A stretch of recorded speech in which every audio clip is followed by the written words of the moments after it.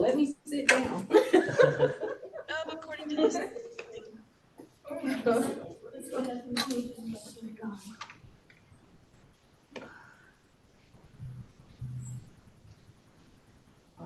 So I'm going to start talking now, even though we don't have any people in here, because memory tells me that over the course of the next 10 or 15 minutes, we're going to have quite a few trickle in.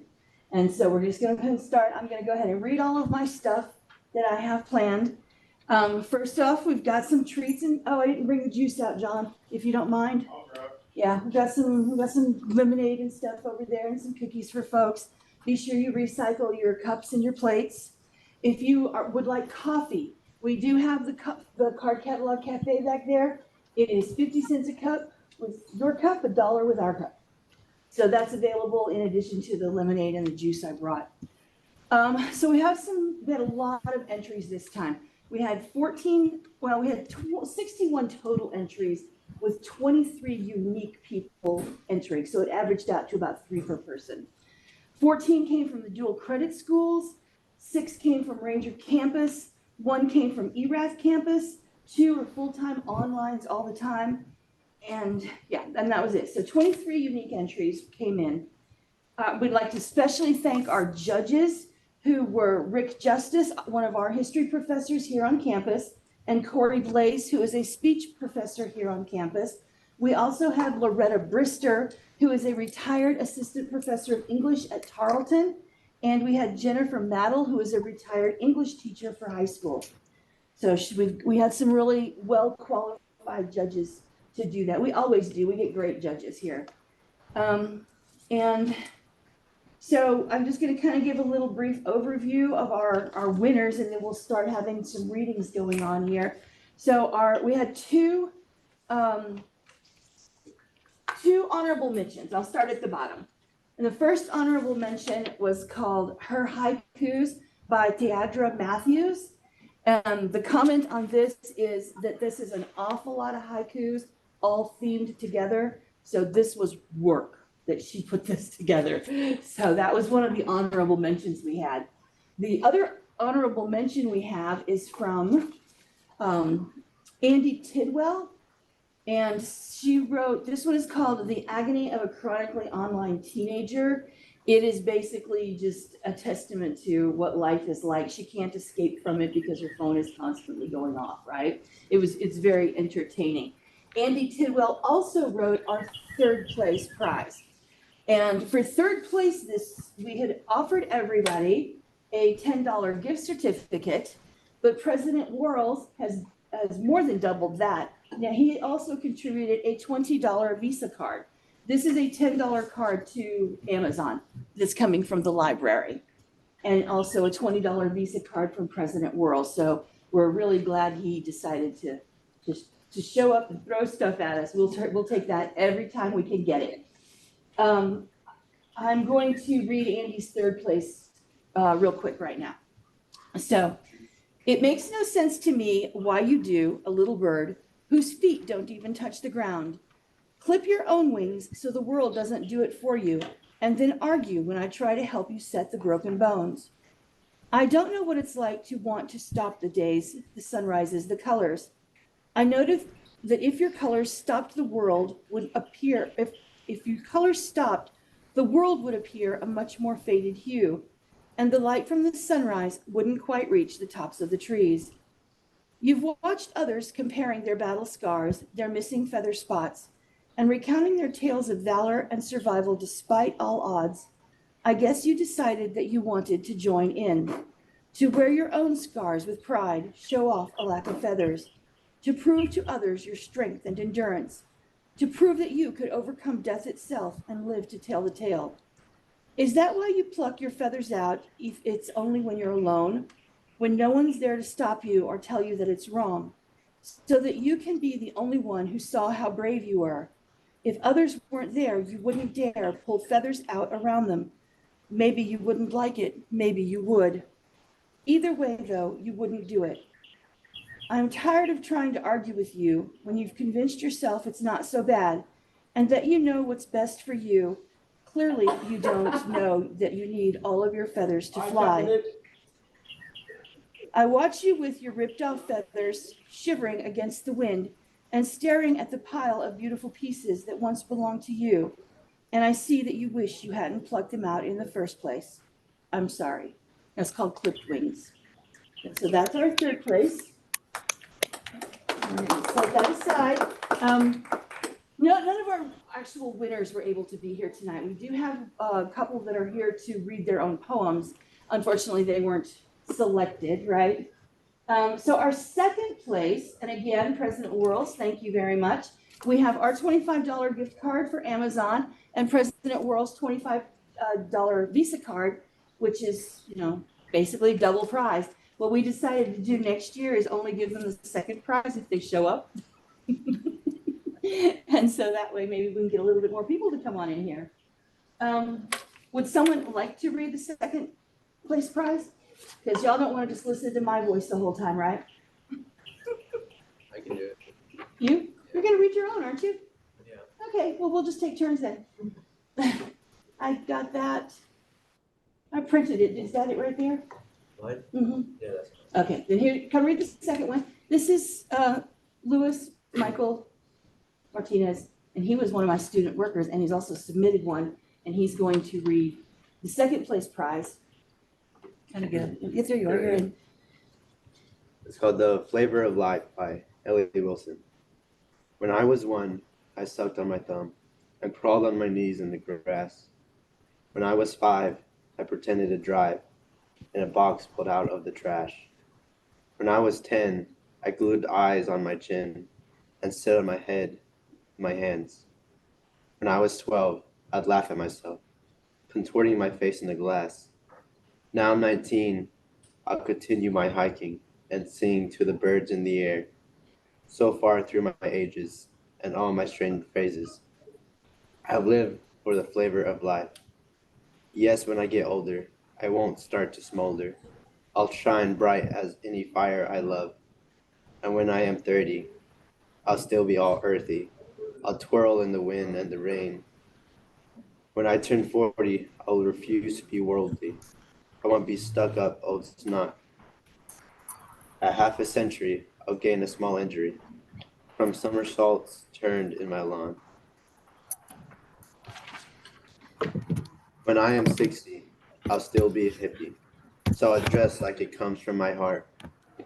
When I reach 70, I'll give into revelry and dance with my grandkids at dark.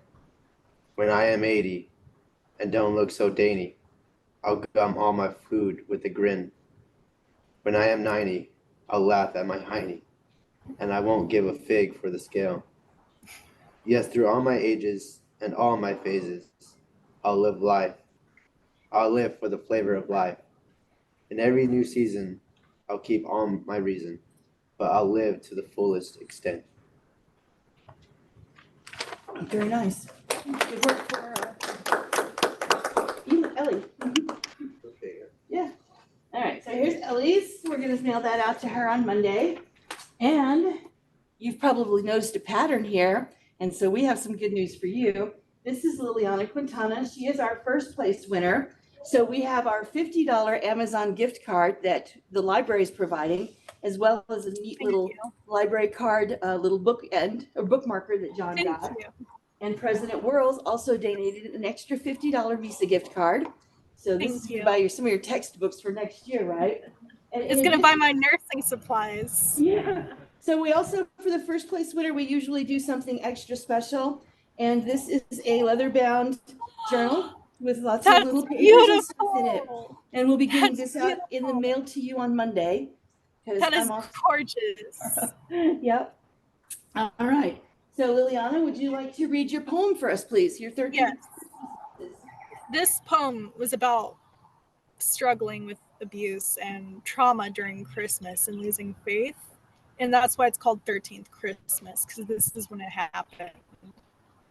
Stone cold pavement, rundown housing arrangement that paves my path home. The chill, inky black dome screams its silent, melancholy melody. Highways sound their car engines and rolling wheels. The broken door frame guards the way to the askew house in which I stay on Suffering Lane. Each lonely night I listen to the drain.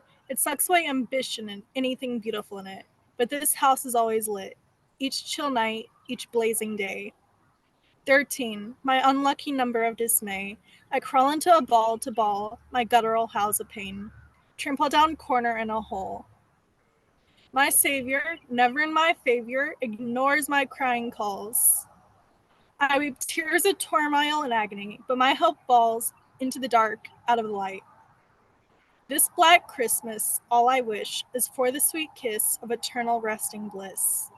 God Father, silent mother, raise me like no other. Afraid to use a voice to scream, scream for nothing is how it may seem. Violent fierce on a fearful child, smug lies, twisted words he thinks. Ink of eyes seep into my sheets. Any weak fawn he craves to be. His dying daughter in her cramped cage, locked away, building up her inner rage. My 13th Christmas, I won't be home. There is nowhere I long to roam. The soul died out of my eyes, I read untwisted lies. Oh, final night, how full of fright, I hold my hands out for the light. Save me, why won't you? I question what savior I truly know. Like father, I suppose. But this dreadful Xmas night, I never found the light.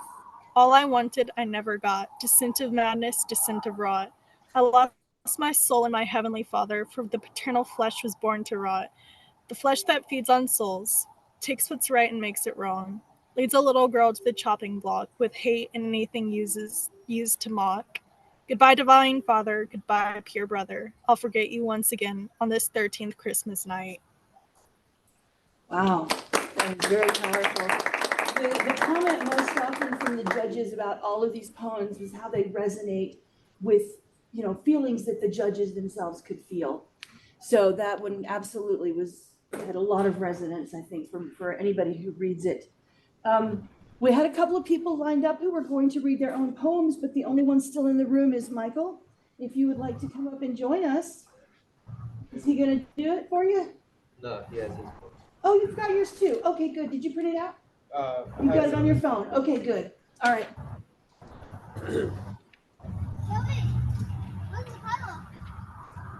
So this one's called Knowledge of the Cross, and it's about how my past relationship, especially come into my faith and my experience.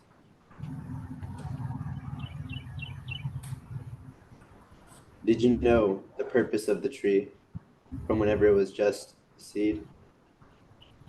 Did you know? Did you know the second it was cut, with knowledge of the amount of times it was struck, whenever it was stripped and bare, to the tools you used with care? Did you know from the time you created light to the day it was your first sight? Did you know? Even the amount of blood that you've shed, to the numbers of tears that dropped in your stead. Did you recognize the touch of the tree on your back and reminisce of the smell of shaved wood in their rack? For the weight is heavy and the burden is fair. Still, you lift it up for me because you care. And still I ask, with hesitation and doubt, did you know you are my only way out? Did you know?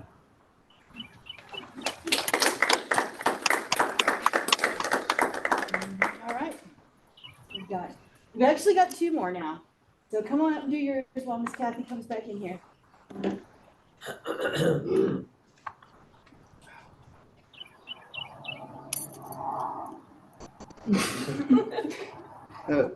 My name is Victor Vasquez Rosas, and the name of my poem is Romantic Guys. I think we romantic guys are quite simple. As for when you send me a picture with your family, and while you tell me things about them, I just wonder, will they like me when I show up to your house? Feeling that scared adrenaline that so characterizes the situation. As for when you tell me where you're going for vacation with your friends, and I simply imagine how we would vacation together. And it is at these situations that arise from such simple things make you understand it is impossible not to think about something and not relate it to you. But it is even more impossible not to smile every time I think of them. That is why we romantic guys are so simple. Because it doesn't take extravagant situations to make me go crazy with love. I just need you to be in it. Because I'm not dying to live that, but I would die to live it with you.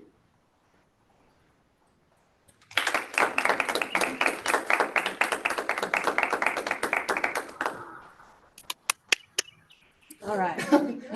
Good job. Very good job. All right. So we have one more, and Miss Kathy is going to read this, but it was actually written by Travis for her and about her. So prepare to chuckle. Yeah, it's Travis. Okay, the name of the poem is Kathy.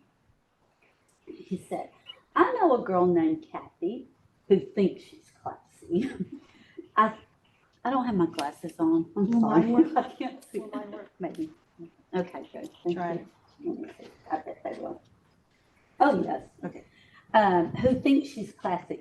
I admit that in her prime, she was fine, fine, fine. I don't want to make a fuss, but I was her high school crush. She was smitten with my good looks and charm, and even thought I meant no harm.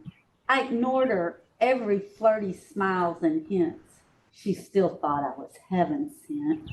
I told her not to be so clingy. I was in love with a girl named Cindy. Cindy is the bookstore lady, just so you want to know. And yes, that hussy Cindy broke my heart. And Kathy married a guy named Mark. Now we're older and age shows on me. That little Kathy is still as pretty as can be. She still chases me all the time, and I can't run as fast as I did in my prime. Once she thought I called her babe, but I told her I was talking to Gabe. One day while we were in Regent's Hall, she hit me in a bad spot with a ball. And even though she didn't mean to, she laughed and said, boo-hoo. I even called security, but they said, oh, she lacks maturity. And even though she can be tacky, she's still my friend, that crazy Kathy. He wrote that in about 5 minutes. I mean, he just sat down and wrote it down. So. All right.